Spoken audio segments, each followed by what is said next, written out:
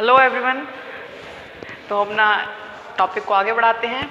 अभी हमारा जो टॉपिक चल रहा है डेट इज केमिकल प्रॉपर्टी, और हमने कुछ केमिकल प्रॉपर्टी देख भी ली हैं। तो आज हम केमिकल प्रॉपर्टी पढ़ने जा रहे हैं reactivity towards oxygen. Last time हमने पढ़ा था रिएक्टिविटी टुवर्ड्स हाइड्रोजन, और उसके कुछ फैक्टर्स भी पढ़े थे कि वो जो हाइड्राइड वहाँ बनाते हैं उनका बॉन्ड एंगल क्या होगा, उनकी स्टेबिलिटी क्या होगी।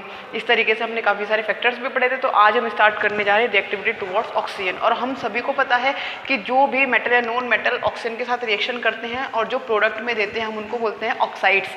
यानी कि यहाँ पर हम पढ़ने वाले हैं फॉर्मेशन ऑफ ऑक्साइड्स के, इसके नॉन मेटल के, यानी कि ग्रुप 15 एलिमेंट के, नाइट्रोजन के, फास्फोरस के, इन सभी के हम ऑक्साइड पढ़ने जा रहे हैं। तो ऑब्वियस सी बात है यहाँ सिर्फ और सिर्फ एक ही एलिमेंट ऐसा है जो काफ़ी सारे ऑक्साइड्स बनाता है, जो कि हम सभी को पता है वो सबसे ज़्यादा ऑक्सीडेशन स्टेट भी शो करता है -3 to +5, डेट इज नाइट्रोजन।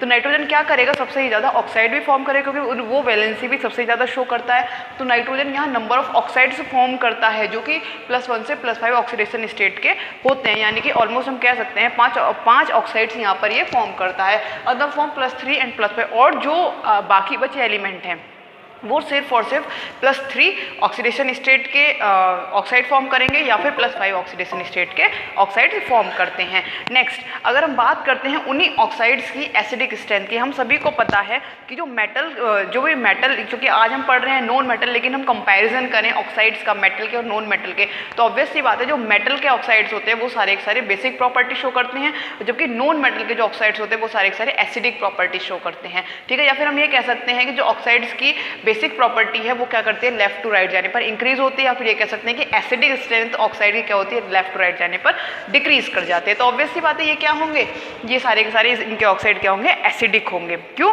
क्योंकि हमने अभी पढ़ा है जो एसिडिक स्ट्रेंथ ऑक्साइड की वो क्या होती है, लेफ्ट टू राइट जाने पर इंक्रीज होती है। ठीक है, तो यहाँ पर कुछ ऑक्साइड लिखे हैं जो कि है नाइट्रोजन के ऑक्साइड। ठीक है, यहाँ पर +1 से +5 +1, यहाँ पर आप देख ही रहे हैं 5 ऑक्साइड है, जो कि क्या है, ये +1 है, ये +2 है, ये +3 है, +4 है, और ये +5 ऑक्सीडेशन स्टेट यहाँ शो कर रहा है। मैं आपको एक बेसिक सी चीज़ बता दूँ, सिर्फ यही नहीं, वो हर एक अगर एसिडिक स्ट्रेंथ निकाल रहे हैं आप तो उस पर ये लगेगा। तो हम यहाँ सिंपल से ये कहते हैं जैसे जैसे सेंट्रल एटम के ऑक्सीडेशन स्टेट कम होती चली जाती है, या फिर ये कहें कि वो जैसे जैसे साइज में डिक्रीज होता चला जाएगा, जैसे जैसे उसकी ऑक्सीडेशन स्टेट इंक्रीज होगी, या फिर ये कहें कि वो साइज में छोटा होता चला जाएगा, उसकी एसिडिक स्ट्रेंथ उतनी ही बढ़ती चली जाएगी। क्यों?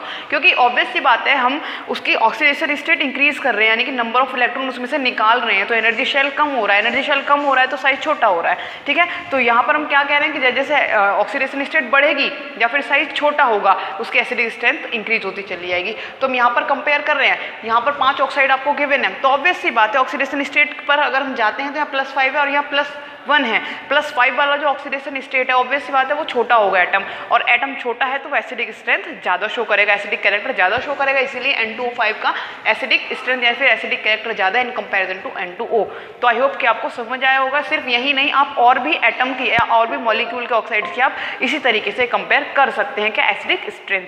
ठीक है, नेक्स्ट हम केमिकल रिएक्टिविटी की बात करते हैं, डेट इज टुवर्ड्स हैलोजन, यानी कि रिएक्टिविटी टुवर्ड्स हैलोजन। अब हम हैलोजन के टुवर्ड्स इसकी रिएक्टिविटी देखने जा रहे हैं। ऑब्वियस सी बात है अगर हम हैलोजन के साथ इनकी रिएक्टिविटी देख रहे हैं तो फॉर्मेशन किनकी होगी, हैलाइड्स की फॉर्मेशन होगी। ठीक, तो यहाँ पर क्या बनाते हैं वो, अब वो +3 और +5 की ही कॉमन ऑक्सीडेशन से शो करते हैं। तो ऑब्वियसली वो तो ट्राई हैलाइड बनाएंगे और पेंटा हैलाइड्स बनाएंगे।